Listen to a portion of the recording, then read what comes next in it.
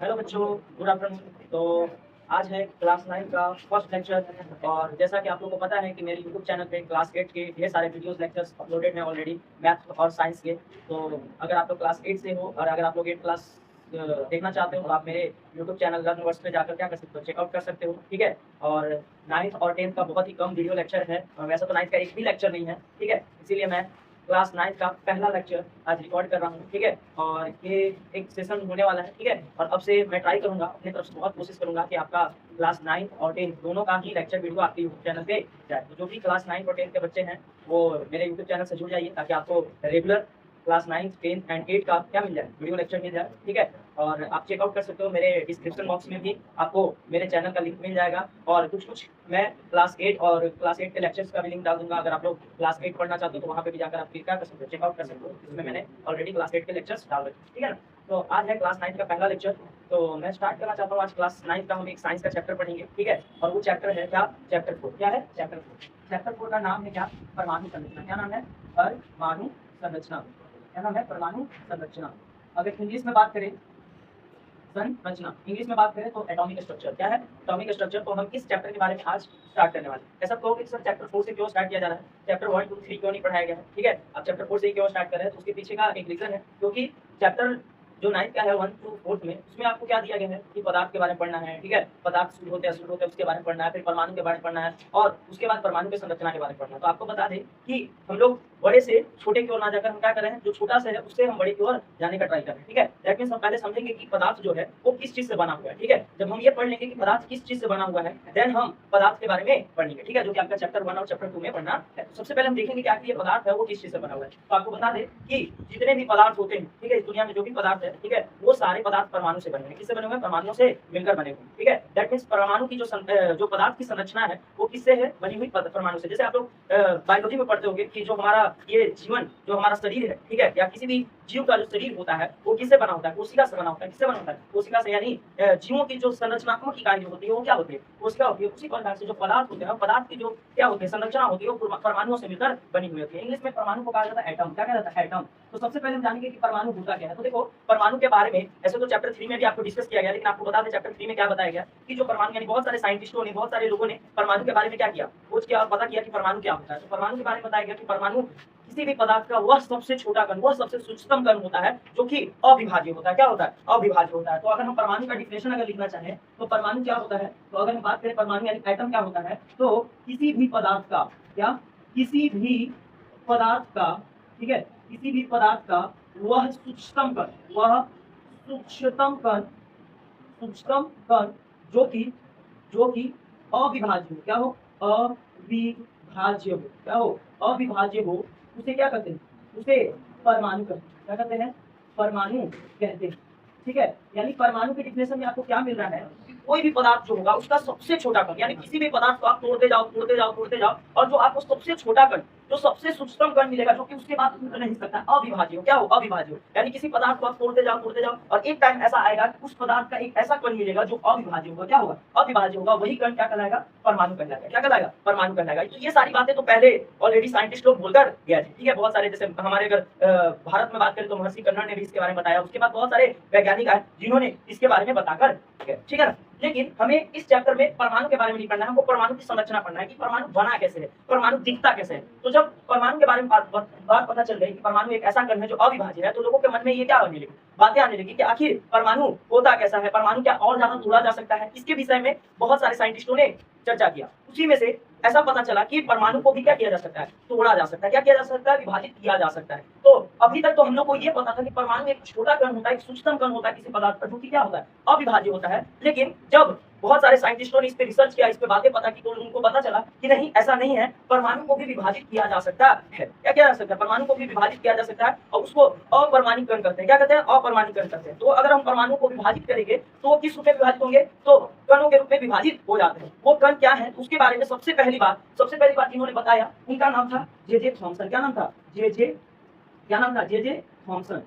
कौन थे, J Thomson. तो जे थॉमसन ने सबसे पहली बार बताया कि जो परमाणु होते हैं, ठीक है, परमाणु को भी क्या किया जा सकता है, विभाजित किया जा सकता है किस रूप में, तो परमाणु के अंदर एक ऋण आवेशित कण, ऐसा कण ऋण आवेशित कण प्रेजेंट होता है जिसे हम इलेक्ट्रॉन के नाम से जानते हैं। तो सबसे पहले उन्होंने प्रयोग किया, एक्सपेरिमेंट किया और उसके द्वारा उनको ऐसा पता चला कि परमाणु के अंदर भी कुछ कण प्रेजेंट होते हैं। उनमें से एक कण था जिसको उन्होंने इलेक्ट्रॉन नाम दिया। क्या नाम दिया? इलेक्ट्रॉन नाम दिया। तो आपको बता दें जे थॉमसन ने इलेक्ट्रॉन की खोज की। वैसे उन्होंने प्रयोग में जब देखा उनको दिखा कि एक जो ऋण आवेशित कण था, क्या था, जो एक ऋण आवेशित कण था जिसको उन्होंने कैथोड रे नाम दिया था। क्या नाम दिया था? उनको एक ऋण आवेशित कण, कैसा कण दिखा, ऋण, क्या ऋण आवेशित कण, कैसा ऋण आवेशित कण उनको दिखा था, ठीक है, जिनको उन्होंने क्या नाम दिया था, तो कैथोड रे। क्या नाम दिया था? Cathode ray. क्या नाम दिया था? Cathode ray. और इसी को उन्होंने बाद में क्या कहा? इलेक्ट्रॉन कहा। क्या कहा? इलेक्ट्रॉन कहा। तो यही कैथोड रे बाद में जाकर क्या बना? इलेक्ट्रॉन बना, जो कि कैसा होता है? ऋण आवेशित होता है। कैसा होता है? ऋण आवेशित, यानी उसमें नेगेटिव चार्ज होता है। कैसा चार्ज होता है? Negative charge. तो इलेक्ट्रॉन के बारे में, किसके बारे में? इलेक्ट्रॉन के बारे में सबसे पहली बार किन्होंने बताया? जे थॉमसन ने बताया। किन्होंने बताया? जे थॉमसन ने। उन्होंने बताया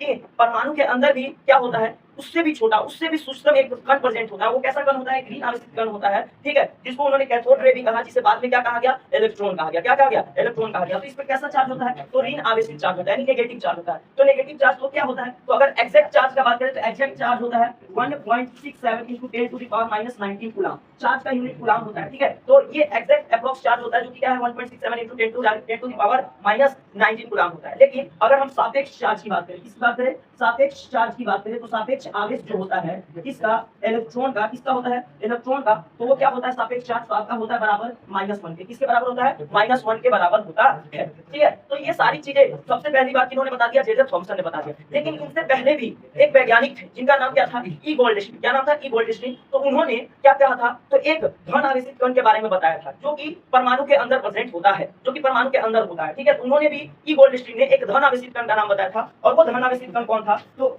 आपको बता दें, ई गोल्डस्टीन। क्या नाम था उनका? तो ई गोल्डस्टीन। क्या नाम था? गोल्डस्टीन, ठीक है। ई गोल्डस्टीन ने, ठीक है, एक धन आवेशित कण, किसके बारे में बताया था? धन आवेशित कण। इसके बारे में, धन आवेशित कण के बारे में बताया था, जिसको उन्होंने नाम दिया था। क्या नाम दिया था? केनाल रे। क्या नाम दिया था? केनाल रे। क्या नाम दिया था? केनाल रे। तो इसके बारे में इन्होंने क्या किया था? तो जे थॉमसन से पहले ही बता दिया था। जे थॉमसन से पहले ही इन्होंने बता दिया था कि जो परमाणु होता है उसके अंदर एक धन आवेशित कण क्या होता है? प्रेजेंट होता है। क्या होता है? धन आवेशित कण प्रेजेंट होता है, जिसको उन्होंने नाम दिया था केनाल रे। लेकिन उस समय उन्होंने इसको केनाल रे कहा था। बाद में यही जाकर, यही धन आवेशित कण जाकर, जिसको हम केनाल रे कहते थे, यही जाकर बाद में क्या बना? तो प्रोटॉन बना। क्या बना? प्रोटॉन बना। क्या बना? प्रोटॉन बना। और ये क्या था? इलेक्ट्रॉन। क्या था? इलेक्ट्रॉन। तो ये था इलेक्ट्रॉन, और ये बाद में जाकर क्या बना? प्रोटॉन बना, जिसको हमने केनाल रे के नाम से भी पढ़ रखा है, जिसे धन आवेशित कण कहा गया, ठीक है। तो कहने का मतलब, एक परमाणु के अंदर, ठीक है, एक परमाणु के अंदर, जिसको हम लोग कह रहे थे कि एक ऐसा परमाणु होता है जो कैसा होता है? अविभाज्य होता है। उसके अंदर जे थॉमसन ने बताया कि एक ऋण आवेशित कण भी प्रेजेंट होता है, मतलब परमाणु के अंदर भी एक कण प्रेजेंट होता है, जिसको उन्होंने कैथोड रे या फिर इलेक्ट्रॉन कहा। क्या कहा? इलेक्ट्रॉन कहा। और ई गोल्डस्टीन ने भी बता दिया कि नहीं, परमाणु के अंदर एक और कण प्रेजेंट होता है, दैट मींस जिसको उन्होंने धन आवेशित कण यानी केनाल रे या फिर कहो कि प्रोटॉन नाम दिया। तो आपको इससे यहाँ से भी ये पता चला कि परमाणु के अंदर भी दो प्रकार के कण प्रेजेंट होते हैं, इलेक्ट्रॉन और प्रोटॉन, ठीक है। अभी तक न्यूट्रॉन की खोज नहीं हुई थी। ऐसे तो आप लोग को पता होगा कि परमाणु के अंदर प्रेजेंट 3 अवपरमाणिक कण यानी सब एटॉमिक पार्टिकल। कौन सा पार्टिकल? सब एटॉमिक, ठीक है, सब एटॉमिक पार्टिकल, जो कि कहां प्रेजेंट होते हैं? सब एटॉमिक पार्टिकल को हम क्यों कह रहे हैं? क्योंकि ये एटम के अंदर प्रेजेंट है। तो एटम के अंदर प्रेजेंट होने वाले 3 पार्टिकल हैं, जिनको हम लोग क्या कहते हैं? इलेक्ट्रॉन, प्रोटॉन और न्यूट्रॉन कहते हैं। क्या कहते हैं? इलेक्ट्रॉन, प्रोटॉन और न्यूट्रॉन कहते हैं। तो इलेक्ट्रॉन के बारे में तो जे थॉमसन ने बता दिया, और प्रोटॉन के बारे में ई गोल्डस्टीन ने बता दिया, जिसको उन्होंने केनाल रे भी कहा था, और जे थॉमसन ने जिसको क्या कहा था? कैथोड रे भी कहा था। जे थॉमसन ने तो यहाँ तक बता दिया कि क्या होता है? तो इलेक्ट्रॉन पे चार्ज कितना होता है? 1.67 × 10⁻⁻19 कूलम होता है, जिसका सापेक्ष चार्ज अगर हम बात करें, सापेक्ष आवेश की बात करें, तो -1 होता है। उसी प्रकार अगर बात करें ई गोल्डस्टीन, जिन्होंने क्या कहा था? धन आवेशित कण केनाल रे, प्रोटॉन के बारे में बताया था। तो आपको बता दें, प्रोटॉन पे चार्ज क्या होता है? तो बिल्कुल इसमें माइनस होता है, नेगेटिव चार्ज होता है ना, तो इसमें माइनस लगा देना है, ठीक है। अब प्रोटॉन पे कितना चार्ज होता है? तो बिल्कुल आपका इलेक्ट्रॉन के चार्ज के बराबर ही होता है। क्या होता है? इलेक्ट्रॉन के चार्ज के बराबर ही होता है, लेकिन विपरीत होता है। कैसा होता है? विपरीत होता है। यानी अगर हम प्रोटॉन पे चार्ज की बात करें, तो प्रोटॉन पे जो आवेश होता है वो कितना होता है? तो प्लस में रहता है 1.67 × 10⁻⁻19 कूलम। तो ये किस पे होता है? तो ये होता है प्रोटॉन पे। तो आपको क्या दिख रहा है? सेम चार्ज है। क्या है? सेम चार्ज है, लेकिन वहां पे क्या है? नेगेटिव है, और यहाँ पे क्या है? पॉजिटिव है। तो आप ऐसा कर सकते हो कि प्रोटॉन पे जो सापेक्ष चार्ज होगा वो +1 होगा। क्या होगा? +1। यानी अगर इलेक्ट्रॉन का बात करें तो इलेक्ट्रॉन एक ऋण आवेशित कण है, जिसपे सापेक्ष चार्ज -1 होता है। तो आपका प्रोटॉन क्या होता है? एक धन आवेशित कण होता है, जो जिसपे चार्ज कितना होता है? तो अगर हम सापेक्ष चार्ज की बात करें, सापेक्ष आवेश की बात करें, तो क्या होता है? +1 होता है। क्या होता है? +1 होता है। ये सापेक्ष चार्ज की बात है। तो आपको बता दें कि हमारे पास अभी तक कितने कौन खोज लिए गए हैं? तो एक इलेक्ट्रॉन क्या हो गया? इलेक्ट्रॉन क्या हो गया? इलेक्ट्रॉन जिसको कि इन्होंने खोजा है। तो अगर डिस्कवरी की बात करें तो डिस्कवरी किनके द्वारा हुआ है, जे जे थॉमसन के द्वारा। किनके द्वारा, जे थॉमसन के द्वारा हुआ है, ठीक है। और प्रोटॉन का बात करें तो प्रोटॉन का खोज किन्होंने किया, तो ई गोल्डस्टीन, क्या नाम है उनका, ई गोल्डस्टीन, क्या नाम है, ई गोल्डस्टीन के द्वारा खोजा गया। इलेक्ट्रॉन के सापेक्ष आवेश, क्या हम सापेक्ष आवेश की बात करें, सापेक्ष आवेश। तो अगर हम सापेक्ष आवेश की बात करें तो सापेक्ष आवेश क्या होता है, -1, और इसमें क्या होता है, +1। तो हमें अभी तक इतनी जानकारी मिल चुकी है कि एक परमाणु जो होता है उस परमाणु के अंदर, ठीक है, उस परमाणु के अंदर भी कण प्रेजेंट होते हैं। क्या कण प्रेजेंट होते हैं, कण प्रेजेंट होते हैं, जैसे कि इलेक्ट्रॉन और प्रोटॉन। अभी तक न्यूट्रॉन के बारे में पता नहीं चला है, जो कि बहुत बाद में जाकर पता चलता है उसके बारे में। अब क्या हुआ, जब लोगों को ये पता चल गया, साइंटिस्टों को ये पता चल गया कि नहीं, परमाणु को भी हम क्या कर सकते हैं, विभाजित कर सकते हैं इलेक्ट्रॉन और प्रोटॉन के रूप में। तो बहुत सारे साइंटिस्टों का ये मन में आया कि आखिर ये जो इलेक्ट्रॉन और प्रोटॉन है वो परमाणु के अंदर व्यवस्थित कैसे होते हैं, क्योंकि ये परमाणु के अंदर प्रेजेंट है, इसीलिए इनका नाम है सब एटॉमिक पार्टिकल, जिनको अपरमाणिक कण भी कहा जाता है। तो आखिर ये जो है, ये जो परमाणु है, ठीक है, ये परमाणु के अंदर जो है इलेक्ट्रॉन और प्रोटॉन है, वो कैसे आखिर व्यवस्थित है, किस प्रकार से वो परमाणु के अंदर क्या है, व्यवस्थित है, या फिर कह सकते हो विद्यमान है, कैसा है, विद्यमान है। इसके बारे में जानने के लिए क्या किया गया, आगे और सारे प्रयोग किए गए। क्या किए गए, और सारे प्रयोग किए गए। उसी में से सबसे पहले प्रयोग करके जे थॉमसन ने ही पहला परमाणु का संरचना दिया है। अब हम लोग बात कर रहे हैं परमाणु के अंदर। अभी तक हम परमाणु को बाहर से जान रहे थे, अब हम परमाणु को कहां से जानेंगे,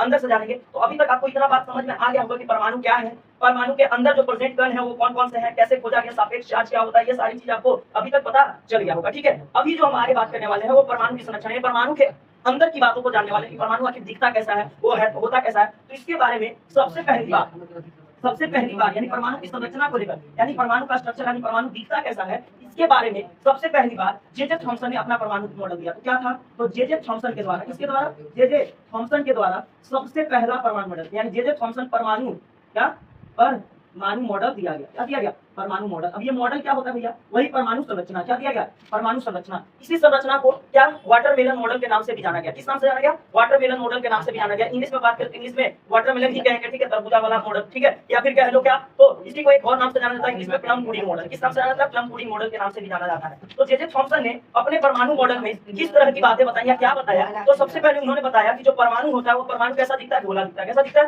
गोला दिखता है। तो हम ऐसा मानते हैं कि परमाणु कैसा दिखता है, गोला दिखता है, ठीक है ना, गोल होता है परमाणु। अब उन्होंने कहा कि परमाणु के अंदर दो तरह के कण पता चल गए थे, इलेक्ट्रॉन और प्रोटॉन। तो उन्होंने बताया कि परमाणु के अंदर जैसे तरबूजा को आप देखते हो, तरबूजा के अंदर जो बीच में खाने वाला भाग होता है, रेड जो भाग होता है, जो रेड क्या होता है, पूरा बीच में भरा हुआ होता है, उसको उन्होंने कहा कि वो धन आवेशित कण। क्या है, धन आवेशित कण है, जो पूरी तरह से क्या होता है, परमाणु में फैले होते हैं। क्या होता है, फैले होते हैं। धन आवेशित कण क्या होता है, पूरी तरह से परमाणु में फैले होते हैं। क्या होते हैं, फैले होते हैं। और जो आपका क्या है, जो इलेक्ट्रॉन होता है, क्या होता है, जो इलेक्ट्रॉन होता है, इन आवेशित कण जो होता है वो क्या होता है, कहीं कहीं पे क्या होते हैं, ऐसे गड़े हुए होते हैं। क्या होते हैं, गड़े हुए होते हैं। क्या होते हैं, गड़े हुए होते हैं। जैसे कि आप तरबूजा में देखोगे उसका बीज जो होता है वो बीच बीच में कहीं पे क्या होता है, गड़ा हुआ होता है, बीच बीच में होता है, ठीक है। बस उसी प्रकार से इन्होंने बताया था कि जो पूरा का पूरा धन आवेशित कण है पूरे परमाणु में फैला हुआ होता है। कैसा होता है, यानी जो प्रोटॉन का बात करें जिसको हम धन आवेशित कण भी करें, ठीक है। तो ये जो प्रोटॉन था वो पूरा क्या था, तो इस परमाणु में फैला हुआ है। परमाणु पहले गोला होता है, परमाणु में फैला हुआ है। और जो आपका इलेक्ट्रॉन है, क्या जो इलेक्ट्रॉन है वो बीच बीच में क्या हुए हैं, गड़े हुए हैं, ऐसा इन्होंने बता दिया, ठीक है। और उन्होंने एक और बात बताया, उन्होंने बताया कि जो इलेक्ट्रॉन यानी जो धन आवेशित कण होता है और जो ऋण आवेशित कण होता है उनकी संख्याएं क्या होती है, बराबर होती है। क्या होती है, बराबर होती है, जिसके वजह से ये जो पूरा परमाणु होता है वो कैसा होता है, उदासीन होता है। तो पहला बात उन्होंने बोला कि परमाणु गोला होता है। कैसा होता है, गोला होता है, ठीक है। दूसरा बात उन्होंने बताया कि परमाणु में उपस्थित इलेक्ट्रॉन तथा प्रोटॉन की संख्या बराबर होती है, जिससे परमाणु उदासीन होता है। क्या होता है, उदासीन होता है। तो ये था उनका मॉडल, ये था क्या उनका मॉडल, इसको हम क्या करते हैं, तो क्या बोलते हैं, वाटरमेलन मॉडल। क्या बोलते हैं, वाटरमेलन मॉडल, ठीक है। ये था किनके द्वारा दिया गया, तो ये दिया गया था जे थॉमसन के द्वारा। तो पहला जो मॉडल इन्होंने दिया था, यानी परमाणु इस संरचना को लेकर जो पहला मॉडल लाया गया था वो किसके द्वारा लाया गया था? जे थॉमसन के द्वारा लाया गया था। और उन्होंने क्या बताया था कि परमाणु गोला होता है और परमाणु में जो धन आवेशित कण होते हैं वो क्या होते हैं? तो फैले हुए होते हैं, पूरी तरह से पूरे परमाणु में फैले हुए रहते हैं। और जो इलेक्ट्रॉन होता है वो बीच बीच में क्या होता है? गड़ा हुआ होता है। ठीक है, जैसे आप ऐसे भी कर सकते हैं, केक देखोगे तो केक जो होता है, केक में पूरा जो आपको क्रीम दिखता है वो क्रीम पूरी केक में होता है। ठीक है, और जो चेरीज होते हैं, चेरीज करने का मतलब जो ऊपर में रेड रेड वाला चेरीज जो डाला जाता है, ठीक है, वो क्या होता है? बीच बीच में कहीं कहीं ऐसा होता है। तो ये केक के जैसा भी आप कह सकते हो कि ये मॉडल उन्होंने प्रस्तुत करके चले गए थे। ठीक है, और इनके लिए इसके लिए इनको नोबेल पुरस्कार भी मिला था। तो इन्होंने इलेक्ट्रॉन का भी खोज किया, इन्होंने पहला परमाणु मॉडल भी किया। तो ये सारी चीजें इन्होंने किया था। इन्होंने इलेक्ट्रॉन का क्या बताया? चार्ज भी बताया, चार्ज क्या होता है। सबसे पहले बार इलेक्ट्रॉन पे चार्ज भी इन्होंने कैलकुलेट बताया, यानी E/m रेशियो भी इन्होंने दिया था, इलेक्ट्रॉन का मास भी इन्होंने सब बताया था। तो ये सारी चीजें इन्होंने किया था, जे थॉमसन ने ही किया था। तो इसके लिए इनको क्या मिला? तो नोबेल पुरस्कार मिला। क्या मिला? नोबेल पुरस्कार मिला। लेकिन फिर जब इस पे और ज्यादा रिसर्च हुआ, ये बातें बहुत दिन तक चली कि हाँ ये क्या था परमाणु मॉडल पहला, और बहुत ज्यादा ये हाइप पे भी था क्योंकि पहला परमाणु मॉडल था। लेकिन इसके बाद क्या हुआ? इसके बाद और भी साइंटिस्ट आए, उन्होंने अपना एक और परमाणु मॉडल दिया। तो दूसरे जो साइंटिस्ट थे जिन्होंने परमाणु के बारे में बताया वो थे क्यों? अब क्यों दूसरा मॉडल आया? कहोगे कि सर पहला मॉडल जब क्लियर हो ही चुका था तो दूसरा मॉडल आने का क्या जरूरत था? तो भाई दूसरा मॉडल आया, दैट मींस ये पहले मॉडल में कुछ ना कुछ कमी होगी, यानी इस संरचना में कुछ ना कुछ कमी होगी, तभी तो दूसरे मॉडल को लाया गया। तो हम वही देखेंगे क्या कमी क्या था जिसके वजह से इस मॉडल को बाद में क्या कर दिया गया? रिजेक्ट कर दिया गया और फिर दूसरे मॉडल को क्या किया गया? लाया गया। तो दूसरा मॉडल दिया गया किनके द्वारा? तो जो नेक्स्ट साइंटिस्ट उनका नाम था रदरफोर्ड। क्या नाम था? रदरफोर्ड। तो ये मिटा देते, आप लोग इसको लिख लीजिएगा अगर लिखना चाहते हैं तो वीडियो को पॉज करके। ठीक है, दूसरा मॉडल दिया गया किनके द्वारा? तो रदरफोर्ड के द्वारा। किनके द्वारा? रदरफोर्ड। क्या नाम था इनका? रदरफोर्ड परमाणु मॉडल। क्या नाम था इनका? रदरफोर्ड नाम था। इनके द्वारा दिया गया था मॉडल रदरफोर्ड परमाणु मॉडल। इन्होंने एक एक्सपेरिमेंट किया था। क्या किया था? इन्होंने एक्सपेरिमेंट किया था, और वो एक्सपेरिमेंट क्या था? वो एक्सपेरिमेंट था, इसको कहा जाता है अल्फा स्कैटरिंग मॉडल। क्या कहा जाता है? Alpha scattering experiment. क्या कहा जाता है? Alpha scattering experiment. ठीक है, तो उन्होंने अल्फा कणों को क्या किया था? एक क्या किया था? गोल्ड की पन्नी, यानी गोल्ड की पन्नी मतलब सोने की पन्नी, पतली पन्नी से क्या किया था? अल्फा कणों को बम्बार्डमेंट करवा के देखा था। ठीक है, जिससे उन्हें यह पता चला था कि जो अल्फा कण होते हैं वो उस पन्नी को छेदते हुए, यानी उनको पार करते हुए क्या हो गए थे? चले गए थे। और पीछे उन्होंने एक स्क्रीन लगाया था। क्या लगाया था? एक स्क्रीन लगाया था, और वो पार होकर उस स्क्रीन से जाकर क्या हो गए थे? टकरा गए थे, जिससे उन्हें पता चला था कि सारे अल्फा कण क्या हो गए? पार हो गए। क्या हो गए? पार हो गए थे। इसी एक्सपेरिमेंट को अल्फा स्कैटरिंग एक्सपेरिमेंट भी कहते हैं। क्या कहते हैं? अल्फा स्कैटरिंग एक्सपेरिमेंट, जो कि रदरफोर्ड ने किया था। ये थोड़ा उस समय के लिए महंगा एक्सपेरिमेंट था, लेकिन ये कौन किया था? रदरफोर्ड ने किया था। ठीक है, और इसके द्वारा उन्होंने परमाणु के बारे में ऐसी ऐसी बातें बताई जो कि इनके द्वारा, जे थॉमसन के द्वारा दिए गए परमाणु मॉडल का क्या करता था? विरोध करता था। क्या करता था? विरोध करता था। उन्होंने क्या बताया कि जो ऐसा परमाणु होता है, क्या होता है? जो ऐसा परमाणु होता है, इस तरह से अगर परमाणु है, क्या है? परमाणु है, मतलब परमाणु क्या है? किसी भी पदार्थ का क्या है? ये क्या है? छोटा सा कण है। तो परमाणु का जब इधर से क्या किया गया? अल्फा कण क्या होता है? He2+। क्या होता है? He2+ को जब इधर से क्या किया गया? इस गोल्ड पन्नी से क्या किया गया? पार कराया गया। तो आपको बता दें कि ये जो अल्फा कण थे वो मोस्ट ऑफ द अल्फा कण क्या हो गए? तो इस गोल्ड के पन्नी से क्या हो गए? पार हो गए। क्या हो गए? पार हो गए। कुछ थे जो टकरा कर क्या हो गए? वापस लौट गए, और कुछ जो थे जो इसके पास से पार हुए वो डिफ्लेक्ट हो गए। क्या हो गए? डिफ्लेक्ट हो गए। तो ऐसा उन्होंने दिखाया। ठीक है, उन्होंने ऐसा दिखाया कि कुछ जो यहाँ से बगल से पास हुए डिफ्लेक्ट हुए, बहुत सारे जो अल्फा कण थे वो क्या हो गए? पार हो गए। क्या हो गए? पार हो गए। तो उन्होंने इस पूरे एक्सपेरिमेंट के द्वारा ये पता लगाया कि जो परमाणु होता है, क्या होता है? जो परमाणु होता है वो बीच से, ठीक है, जैसे कि जे थॉमसन ने बोला था कि बीच में धन आवेशित कण भरा हुआ होता है, तो इन्होंने कहा कि अगर कोई चीज बीच में भरा हुआ रहेगा तो अगर हम इधर से कोई चीज को क्या करेंगे? बम्बार्डमेंट करवाएंगे, यानी किसी चीज को इधर से भेजेंगे तो वो फिर उसको पार कैसे कर जाएगा? जैसे अब यहाँ पे देखो, यहाँ पे कुछ खाली चीज नहीं है, भरा हुआ है, तो अगर हम इधर से कुछ भेजेंगे तो ये पार होगा क्या? इधर ही रिटर्न हो जाएगा। लेकिन जे थॉमसन के द्वारा बताया गया था कि कोई चीज जो परमाणु है वो बीच से क्या है? प्रोटॉन के, यानी धन आवेशित कणों से भरा हुआ है, जबकि ऐसा नहीं था। जब He2+ कणों को क्या किया गया? पार करवाया गया गोल्ड पन्नी से, तो मोस्ट ऑफ द कण जो थे वो पार हो गए। अब ऐसा तभी पॉसिबल है जब क्या होगा? बीच से परमाणु क्या होगा? खाली होगा, यानी उसके बीच में कुछ भी भरा हुआ नहीं होगा। तो रदरफोर्ड ने अपने परमाणु मॉडल में बोला कि जो परमाणु होता है वो परमाणु के अंदर बीच में कुछ भी नहीं होता है, यानी बीच में पूरी तरह से क्या होता है? खाली होता है। क्या होता है? खाली होता है। और जो आपका धन आवेशित कण, यानी जो प्रोटॉन होता है वो क्या होता है? तो नाभिक, यानी परमाणु के अंदर क्या होता है? एक नाभिक होता है, उसी नाभिक में क्या होता है? तो प्रेजेंट होता है, यानी पूरा धन आवेशित कण एक ही जगह पे विद्यमान होता है, और वो जगह क्या है? तो नाभिक। तो सबसे पहले रदरफोर्ड ने ही परमाणु के अंदर व्यवस्थित नाभिक के बारे में बताया, यानी अगर एक कोई परमाणु है तो उसके अंदर, ठीक है, उसके अंदर क्या होगा? एक नाभिक होगा। क्या होगा? नाभिक होगा, जहां पे ये जो प्रोटॉन है, यानी पी वाला जो है प्रोटॉन है वो क्या है? व्यवस्थित है। प्रोटॉन को हम पी से भी दिखाते हैं, तो ये पी जो है इसी नाभिक में व्यवस्थित है, और ये कैसा चार्ज है? यानी प्लस चार्ज। तो ये जो प्लस चार्ज वाला है वो कहाँ है? तो यहाँ नाभिक के अंदर प्रेजेंट है। ऐसा बात इन्होंने कहा, तो रदरफोर्ड ने कहा और बोला कि जो परमाणु होता है वो बीच से पूरी तरह से क्या होता है? खाली होता है, यानी परमाणु बीच में कुछ नहीं होता है। ठीक है, और जो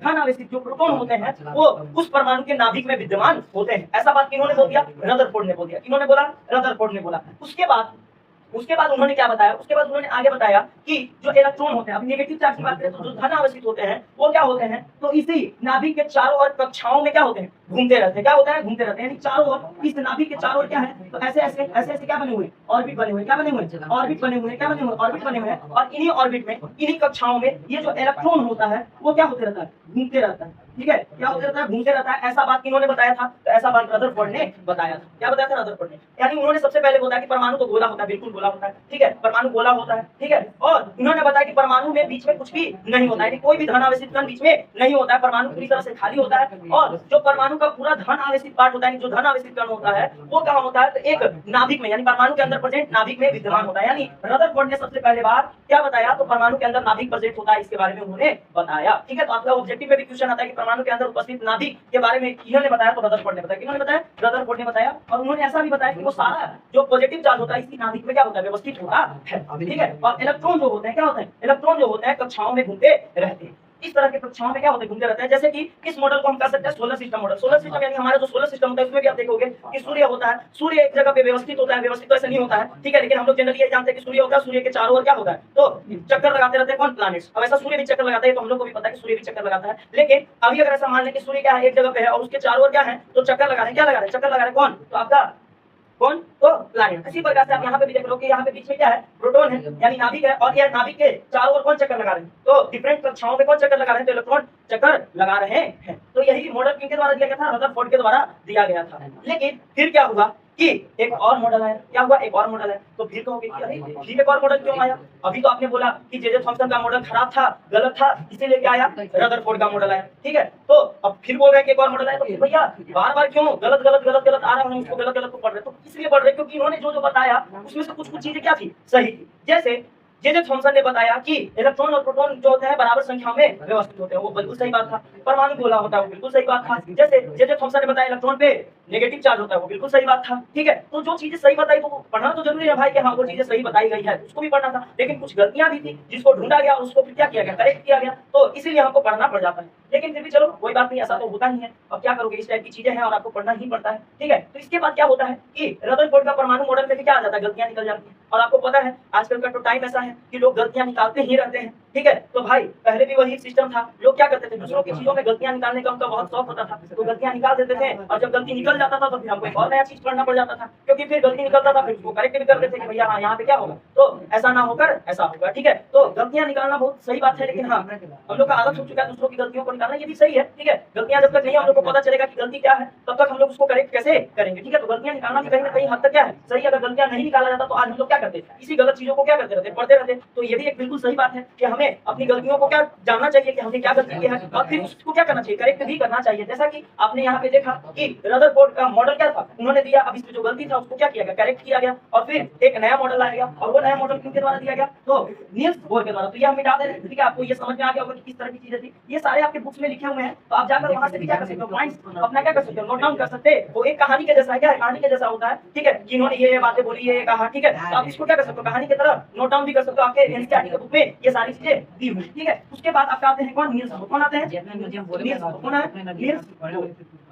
नील्स बोर। ठीक है, तो नील्स बोर के द्वारा भी एक मॉडल दिया गया। और इन्होंने नील्स बोर ने क्या कहा, तो बस ये क्यों आए, इसके पीछे का रीजन ये था क्योंकि जो रदरफोर्ड का मॉडल था उसमें क्या निकाला गया, गलती निकाला गया। वो गलती क्या था, उन्होंने बताया था कि अगर परमाणु है और परमाणु का नाभिक में प्रोटॉन प्रेजेंट है, क्या प्लस चार्ज प्रेजेंट है, और क्या होता है, इलेक्ट्रॉन इस तरह से नाभिक के इस तरह से और कक्षाओं में क्या करते हैं, चक्कर लगाते रहते हैं। तो अगर चक्कर लगा रहे हैं यानी चक्कर लगाने यानी मोशन कर रहे हैं, मोशन कर रहे हैं तो एनर्जी लूज करेंगे, और एनर्जी लूज करेंगे तो ये क्या हो जाएंगे, यहाँ पे ये जो नाभिक है इसमें आकर टकरा जाएंगे, और टकरा जाएंगे तो ये क्या हो जाएगा, एटम ही क्या हो जाएगा, खत्म हो जाएगा। तो जब एटम ही खत्म हो जाएगा तो एटम से ही सारा पदार्थ बना, तो इतना सारा पदार्थ है कहाँ। और यही चीज पूछा गया कि भैया जब इलेक्ट्रॉन मूव करेगा, चार्ज करेगा, मोशन करेगा, क्या करेगा, एक वृत्ताकार पथ पे क्या कर रहा है, मोशन कर रहा है। और मोशन कर रहा है तो भैया ये क्या करेगा, एनर्जी लूज करेगा, और एनर्जी लूज करेगा तो ये तो क्या हो जाएगा, गिर जाएगा इसी नाभिक में। और अगर नाभिक में गिर गया तो भैया ये तो पूरा एटम ही खत्म हो जाएगा। और जब एटम खत्म हो गया तो भैया बताओ इतना सारा पदार्थ है कैसे, इतना सारा पदार्थ कहाँ से है। इन्होंने हाइड्रोजन के स्पेक्ट्रम के बारे में भी नहीं एक्सप्लेन कर पाए थे कि हाइड्रोजन का स्पेक्ट्रम क्या होता है। हाइड्रोजन क्या है, तो परमाणु है, उसी परमाणु के स्पेक्ट्रम के बारे में नहीं बता पाए थे। तो ये सारी चीजें थी जो इनकी गलतियां थी, जिसको बाद में जाकर नील्स बोर ने क्या किया, सही किया। उन्होंने हाइड्रोजन के स्पेक्ट्रम के बारे में बताया और फिर उन्होंने उनकी गलतियों को भी क्या किया, करेक्ट किया। उन्होंने क्या बोल दिया, उन्होंने क्या बोला कि सारी बातें सही हैं, बिल्कुल जो क्या कर रहे हैं, जो हमारे रदरफोर्ड कर रहे हैं वो बिल्कुल सही है। एटम गोला होता है, एटम का जो भी धन आवश्यक चार्ज होता है वो नाभिक में क्या होता है, व्यवस्थित होता है, बिल्कुल। प्रोटॉन क्या होता है, वहीं पे व्यवस्थित होता है। ये सारी बातें इनकी बिल्कुल सही है। जो इलेक्ट्रॉन होते हैं वो कक्षाओं में क्या करते हैं, घूमते हैं, ये भी बात सही है। क्या है, ये भी बात सही है, ये नील्स बोर ने बोला। लेकिन उसमें एक गलती उन्होंने कर दिया कि भाई वो क्या करते हैं, फ्री रूप से क्या करते रहते हैं, घूमते रहते हैं। और अगर वैसा घूमते रहेंगे तो फिर क्या हो जाएगा कि वो जाकर कहाँ हो जाएंगे, नाभिक से टकरा जाएंगे। तो नील्स बोर ने कहा कि ऐसा नहीं है, जितने भी इलेक्ट्रॉन है, ठीक है, जितने भी इलेक्ट्रॉन है वो एक फिक्स ऑर्बिट में क्या होता है, एक फिक्स ऑर्बिट में फिक्स एनर्जी के साथ क्या होते हैं, घूमते रहते हैं। क्या होता है, घूमते रहते हैं। तो ऐसा उन्होंने फिक्स कर दिया, क्या कर दिया, फिक्स कर दिया। क्या कर दिया, फिक्स कर दिया कि वो एक फिक्स ऑर्बिट में ही, ठीक है, एक फिक्स ऑर्बिट में, एक फिक्स कक्षाओं में ही क्या होंगे, इलेक्ट्रॉन एकदम फिक्स एनर्जी के साथ ही क्या होते रहेंगे, घूमते रहेंगे। ठीक है, तो उन्होंने बताया कि सारा चीज सही है, लेकिन जो हमारा क्या है, जो हमारा इलेक्ट्रॉन है वो फिक्स कक्षाओं में क्या होगा, घूमेगा। ऐसा समझो कि हमने फिक्स कर दिया पहले ही कि यहाँ पर इस बेंच पर वही बैठेगा जो कि 90% मार्क्स लाया होगा। मैंने फिक्स कर दिया, इसके अलावा कोई नहीं बैठेगा। क्या नहीं होगा, कोई नहीं बैठेगा। और अगले बेंच पे 90 से कम वाले बैठेंगे। तो ऐसा मैंने फिक्स कर दिया, पहले ही हम क्या कर दिए, फिक्स कर चुके हैं। तो बस उसी प्रकार से इन्होंने भी क्या कर दिया, सारे कक्षाओं का एक एनर्जी लेवल बना दिया और उस एनर्जी लेवल को उन्होंने क्या कर दिया, फिक्स कर दिया। क्या कर दिया, फिक्स कर दिया कि जितना एनर्जी इलेक्ट्रॉन के पास होगा, मान लो कोई एनर्जी है, उतना एनर्जी अगर आपके इलेक्ट्रॉन के पास है तभी वो क्या हो सकता है, तो इस कक्षा में आकर बैठ सकता है, यानी इस ऑर्बिट में आकर क्या हो सकता है, घूम सकता है। ऐसा उन्होंने क्या कर दिया, फिक्स कर दिया। ठीक है, तो उन्होंने क्या किया था, तो कक्षाओं के बारे में बताया था, जिसमें से क्या था, के, एल, एम, और इस तरह से करके उन्होंने डिफरेंट कक्षाओं के बारे में क्या किया, बताया कि डिफरेंट क्या होते हैं, कक्षाएं होती है, और उनमें क्या होता है, जो इलेक्ट्रॉन होते हैं वो फिक्स एनर्जी के साथ क्या होते हैं, घूमते रहते हैं। क्या होते हैं, घूमते रहते हैं। तो ऐसा उन्होंने क्या कर दिया, नील्स बोर ने कह दिया। यानी उन्होंने एनर्जी लेवल बता दिया। क्या बता दिया, एनर्जी लेवल बता दिया कि डिफरेंट एनर्जी लेवल होता है, उसी एनर्जी लेवल पे क्या होता है, इलेक्ट्रॉन घूमते रहते हैं। तो उनसे पूछा गया कि ठीक है, तो बताइए, जब आप ऐसा बोल रहे हैं कि अलग अलग कक्षाओं का अलग अलग एनर्जी होता है और हर कक्षा में क्या होते हैं, इलेक्ट्रॉन फिक्स रूप से घूमते रहते हैं, तो बताइए कि जो इलेक्ट्रॉन है वो किस कक्षा में कितने रहेंगे। अब जैसे कहने का मतलब कि अगर आप बता रहे हैं कि ये घर है, इस घर में इलेक्ट्रॉन फिक्स रह सकता है, तो बताइए कि कितना इलेक्ट्रॉन रह सकता है, के में कितना रह सकता है, एल में कितना रह सकता है, एम में कितना रह सकता है, एन में कितना रह सकता है। तो इसके लिए उन्होंने भी एक फार्मूला दिया जिसका नाम दिया क्या, 2n²। क्या दिया, 2n²। अब 2n² के हेल्प से आप क्या कर सकते हो, निकाल सकते हो कि क्या के में कितना होगा, एल में कितना होगा, एम में कितना होगा, एन में कितना होगा। तो यहाँ पे एन जो है वो सेल की संख्या है। जैसे पहला सेल है, क्या है, पहला सेल है, तो 2 × के, यहाँ एन क्या है, तो फर्स्ट सेल के बारे में बताया, तो 1 का स्क्वायर यानी 2 × 1 यानी क्या हो जाएगा, 2। यानी पहला सेल यानी के सेल में कितना इलेक्ट्रॉन हो सकता है, 2। कितना रह सकता है, 2। उसी प्रकार से अगर दूसरा सेल है, दूसरा सेल का नाम उन्होंने क्या रखा, एल। क्या नाम रखा, एल रखा। तो दूसरा सेल है तो इसलिए 2 का स्क्वायर हो जाएगा। तो यहाँ पे एन क्या है, तो सेल की संख्या की पहला की दूसरा, पहला में 2, दूसरा में अगर कैलकुलेट करोगे तो 2 × 4 यानी 8, तो दूसरा में 8, वैसे तीसरा में अगर कैलकुलेट करोगे तो 18, और फिर चौथा एन, एन में कितना आ जाएगा, 32। क्या हो जाएगा, 32। तो इस तरह से उन्होंने 4 सेल के बारे में बताया, के, एल, एम और एन। के में 2, 8, 18 और 32। तो इस तरह से उन्होंने अलग अलग क्या बताया, एनर्जी लेवल बताया, और बताया कि के वाले